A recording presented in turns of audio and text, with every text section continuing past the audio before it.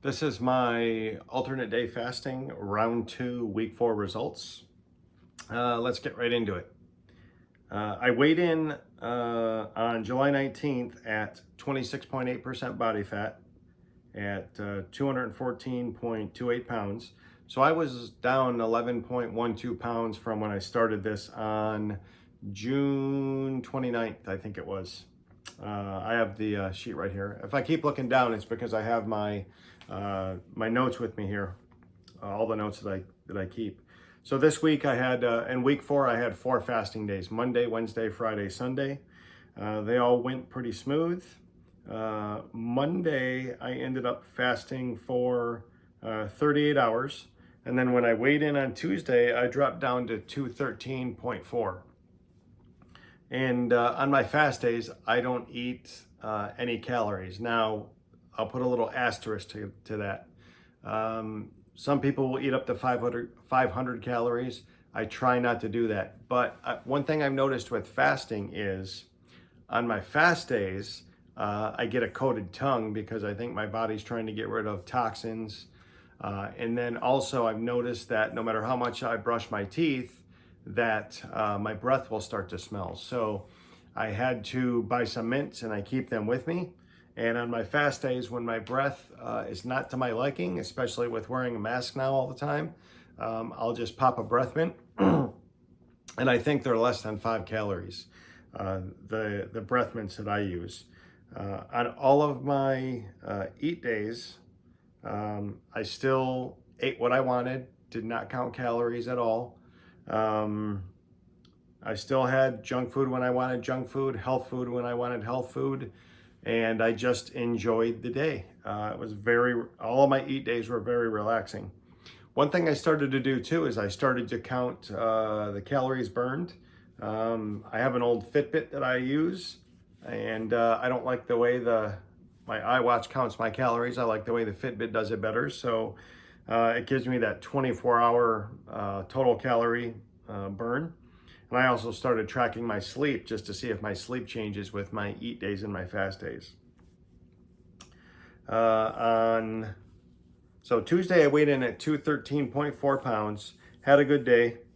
Then on Wednesday, Tuesday I started my fast at 4:45 p.m. in the afternoon, which was kind of early for me. Usually my fasts float between 34 to 39 hours, somewhere around there.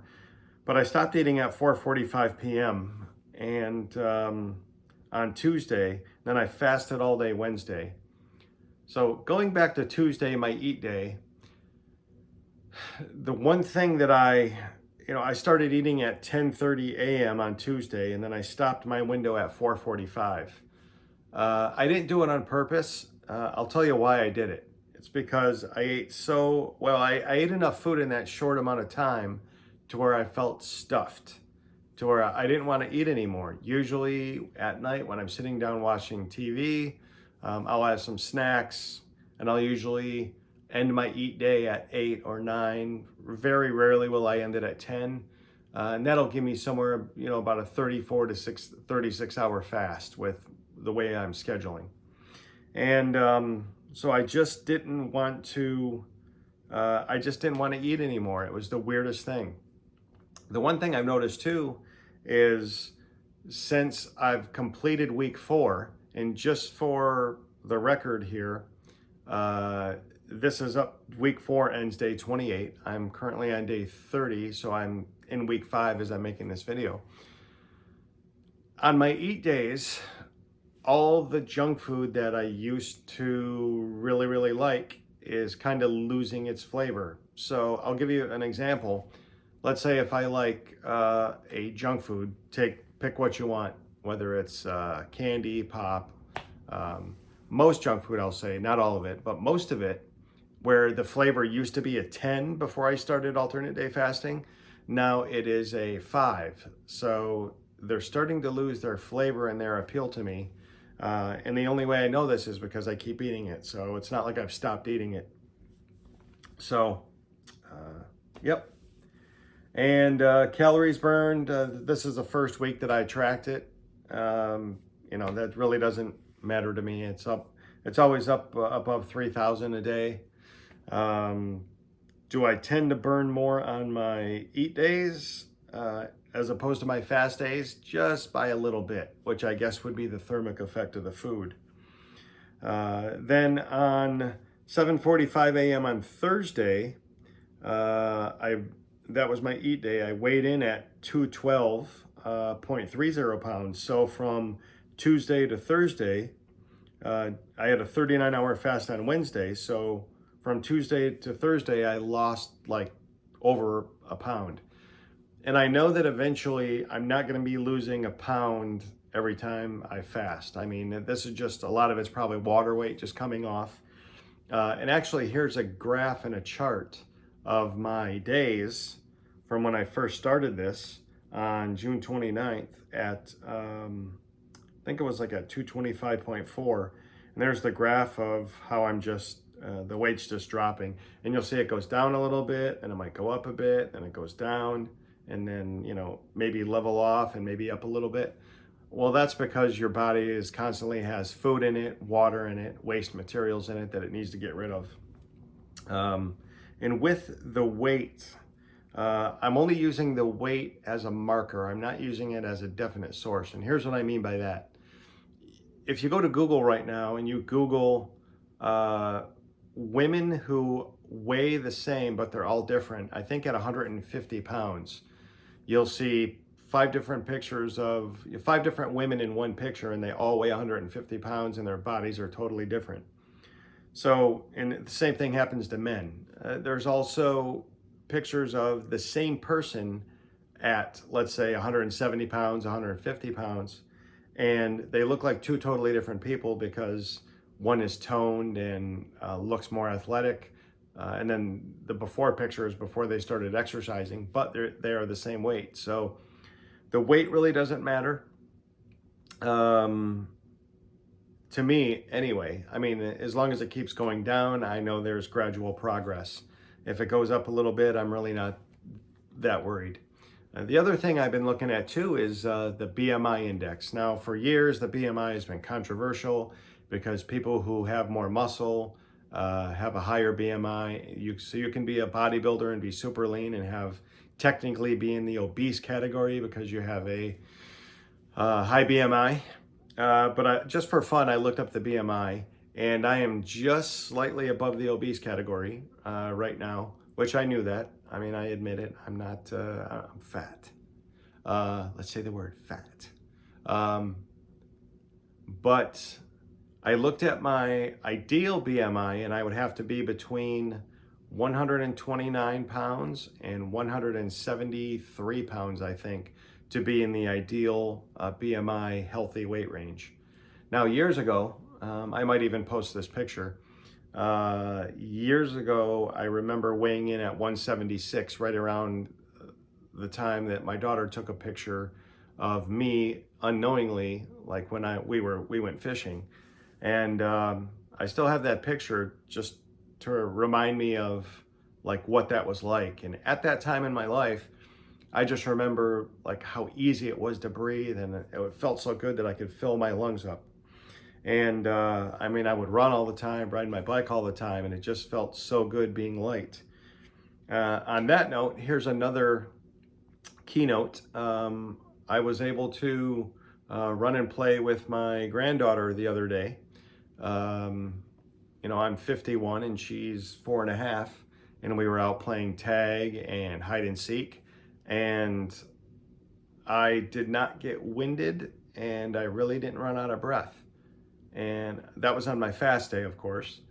But, you know, I had the energy as opposed to before I started ADF, I would go run around and play with her in the yard, and it was just difficult for me to move. I would get easily winded, tire easy. I'd sit down and have to rest. And that's not ideally what I want to do. And let's see, so Friday was a fast day for me. And Thursday on my eat day, of course, I'm like anybody else, I watch a lot of YouTube videos. And I ran across this thumbnail. I'll post it here for you. This is a thumbnail of a video of this guy. He's named David Goggins. And I've seen a few of his videos before. I've heard of him, how he does extreme like exercises, running like 112 miles. At one point, he was 297 pounds, and he developed his mind to overcome all these obstacles and became a Navy SEAL. And he is still hitting it hard every day. And this thumbnail caught me, and the title on the thumbnail says, "You're gonna die never even trying." And that hit me. That made me ask myself the question, am I really trying my hardest to be my best?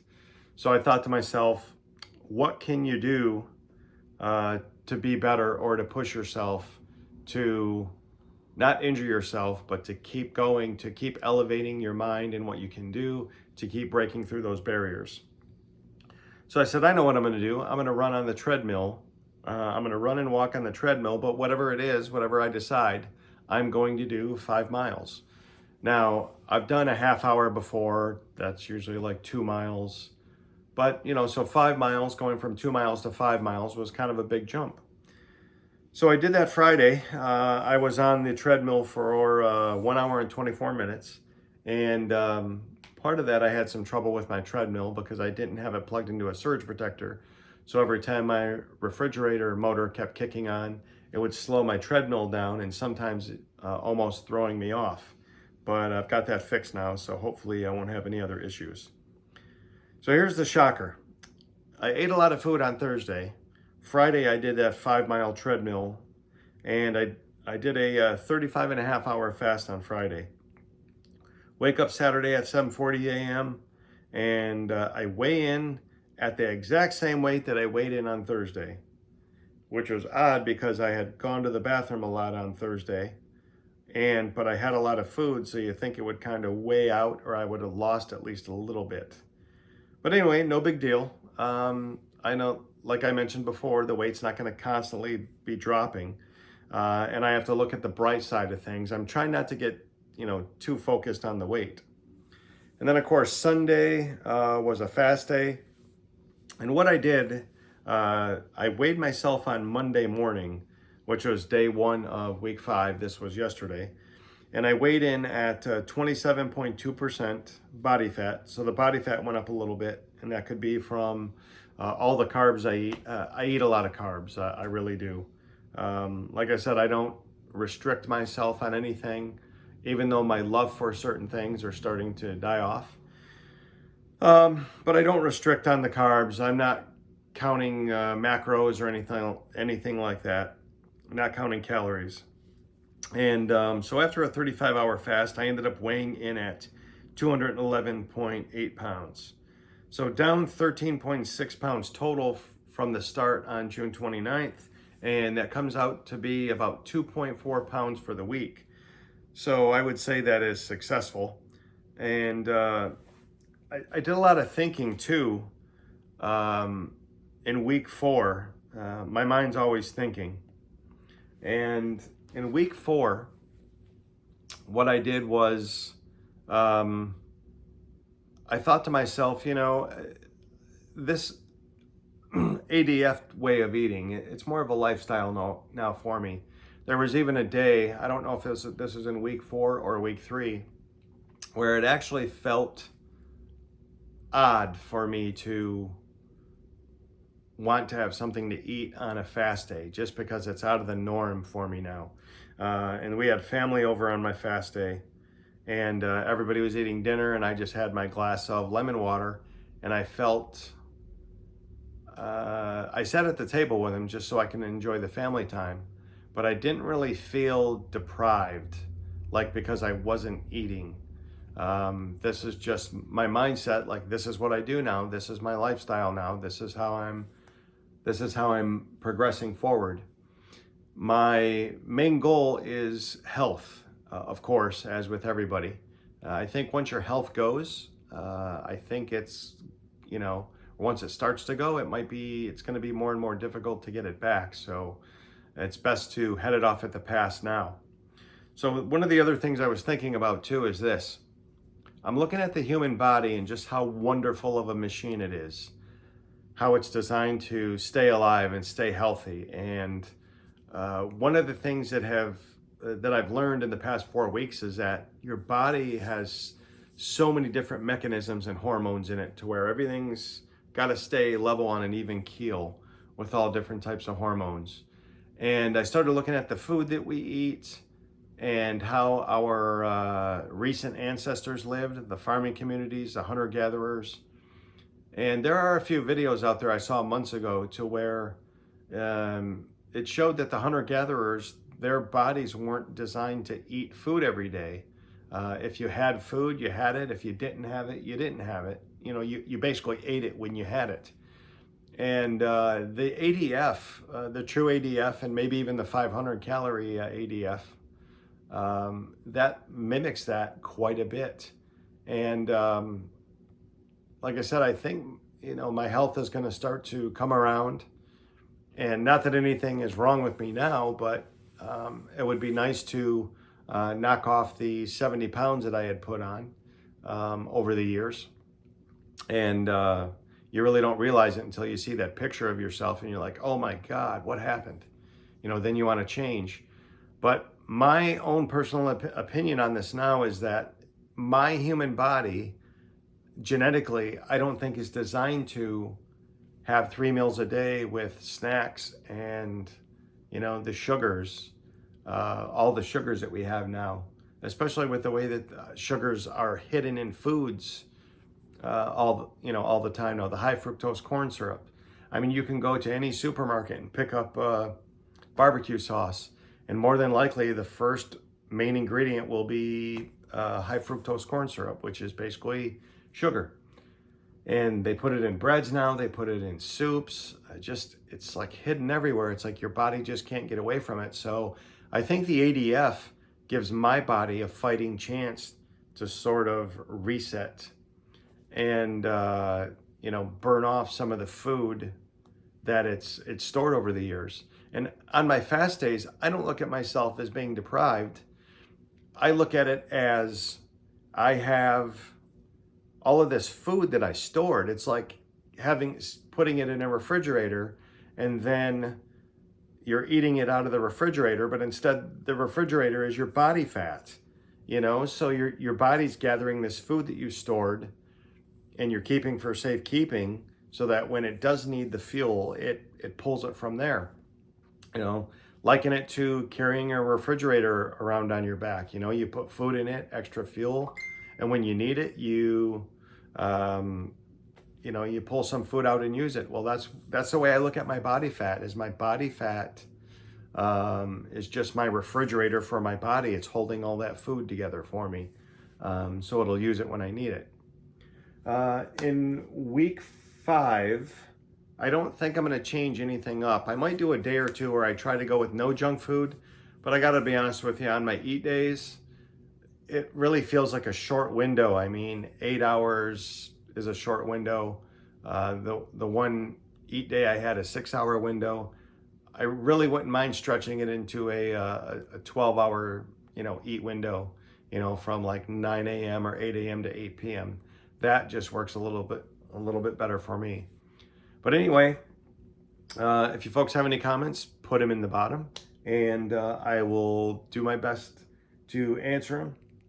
And if you're trying this ADF, let me know what you're doing and what your results are. You'll find out that with alternate day fasting, what I discovered without even knowing is that a lot of it is trial and error. You know, you have to try something to see how your body adapts to it, how you like it, if you can stick with it. And there are just so many different types of fasting out there. But if you're trying it, you know, don't give up. You just have to find the one that works for you. So anyway, that's it for the video, and I will see you in week 5.